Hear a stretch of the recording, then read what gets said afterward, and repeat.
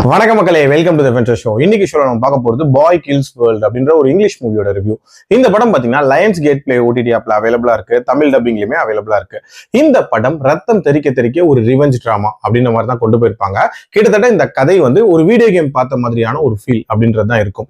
ஆக்சுவலா இந்த படம் ஒரு கற்பனை உலகத்துல நடக்கிற மாதிரி காட்டியிருப்பாங்க. அந்த உலகத்துல தான் நம்ம ஹீரோ தன்னோட அம்மா மற்றும் தங்கையோட சின்ன வயசுல அங்க வாழ்ந்துட்டு இருக்காரு. அதே உலகத்துல தான் ஒரு வில்லி இருக்கா. அவ ஒரு ரொம்ப கொடூரமான குணம் கொண்டவ அப்படின்னே சொல்லலாம். அதாவது தான் மேல இருக்கக்கூடிய பயம் போயிடக்கூடாது அப்படின்றதுக்காகவே வருஷம் ஒரு ஃபெஸ்டிவல் மாதிரி ஒன்று கண்டக்ட் பண்றா. கல்லின்ஸ் அப்படின்றது அந்த ஃபெஸ்டிவலோட நேம். அதுல என்ன பண்ணுவா அப்படின்னா, தனக்கு பிடிக்காதவங்களோட லிஸ்ட் மாதிரி எடுத்து ஊர் மத்தியில வச்சு அவங்கள வந்து போட்டு தள்ளுறது அப்படின்ற மாதிரியான ஒரு விஷயத்த பண்றா. இதுல வந்து நம்ம ஹீரோவோட ஃபேமிலி பாதிக்கப்படுது. தன்னோட அம்மா மற்றும் தங்கையை வந்து ஹீரோ அதுல இழந்துடுறாரு.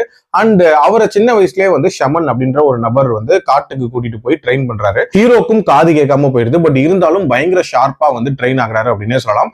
நல்லா வளர்ந்ததுக்கு அப்புறம் மட்டும் திருப்பி அந்த வில்லியை பழி வாங்குறதுக்காக ஊருக்குள்ள வராரு.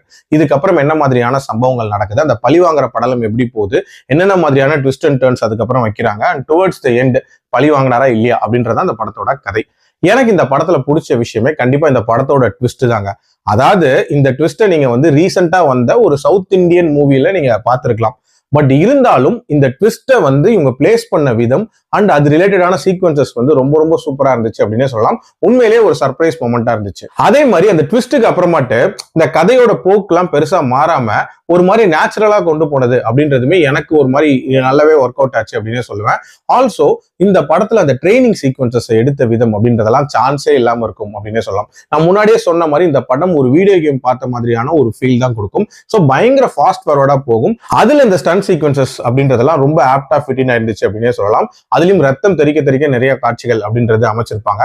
அண்ட் டுவர்ட்ஸ் தென் முடிச்ச விதம் அப்படின்றதுமே ஒரு மாதிரி பசில்டா முடிச்சிருப்பாங்க.